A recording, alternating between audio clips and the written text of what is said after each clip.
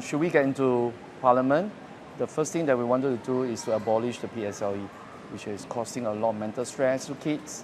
For information, we have the highest depression rate in Southeast Asia, and this is exacerbated by the stress that the children feel during their studies and during their PSLE exams or before that. We are against ranking, in fact, because all this you're just promoting elitism. I was talking to in a podcast a few days ago. We do not want a situation where 80% of the country's resources are spent on the top 20% of the country.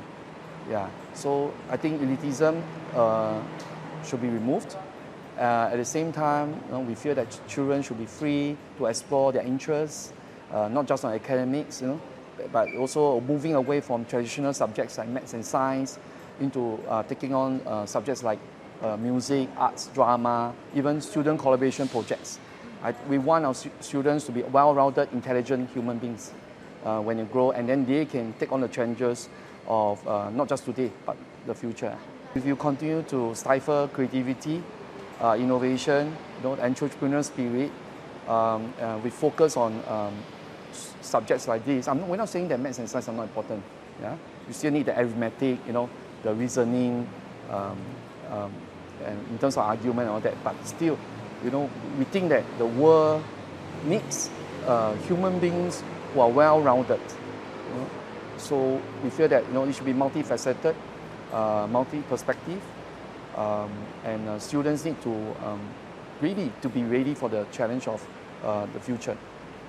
Yeah, I think the main concern that has been expressed to us is the MP's ability to connect with the residents, in particular Ong Kang's inability to connect to residents. There are three incidents I would like to explain. One incident, you had a resident in Canberra. She came out to explain to us that she has challenges walking down the stairwell of her apartment because it's often, puffed up with smoke, cigarette smoke. There are cigarette butts on the floor because the cigarette smoke goes up the stairwell, and in some places there are even canisters that collect cigarette butts over time. And she asked that, this be looked into, and of course, if possibly, even looking at some form of ban on smoking, right? Because it really affects the second-hand smoke. Ong Kang's response was, if he bans smoking, he will lose votes. So this is one of three incidents of many that we have heard. The second one is the water runoffs and the ponding, especially for flats around the end of a slope. So the water actually seeps into the lobby. Right, so there were a cluster of flats in Sembawang Drive that had this problem. There was a bunch of residents who came together and tried to engage with Ong Kang, but he was rather dismissive. One resident in particular was insistent, and Ong Kang started to avoid the residents. First around his block area, and even a fire in the coffee shop, Ong Kang would simply bypass. Last but not least is his obsessive, or obsession with horses, right? Bringing the horses down. Yeah, I think Sembawang people, and generally we love animals, but there needs to be a balance because it's not a bread and butter issue, right? And again, this has been articulated to us directly by the residents.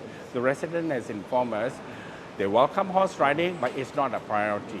This resident in particular pointed out the high cost of dialysis was $168 per session. Right, and his salary increase was just only 100. So instead of tackling high cost of living, medical costs in particular, Ong Kang is playing with horses. We have articulated this in terms of our town plan so far. As far as residents are concerned, we will implement our town plan. We'll begin by calling together a town hall. Now, Sembawang is quite large. It's 134,000 voters plus families. So we may have to break down the town hall consultations, into sub-districts and also nuance it to that because we want it to be a people's plan. But we got the essentials already. So that's how we will approach, and that's the first thing off the block that we will do. In terms of action in Parliament, I mean, we have a suite of policy papers. We have, housing policies, economic policy, policies on immigration. So as and when, bills come into play or there is question time, our MPs will, stay tuned, stay focused, and, ask the hard question. We will grip the issue and scuffle over policy issues in Parliament.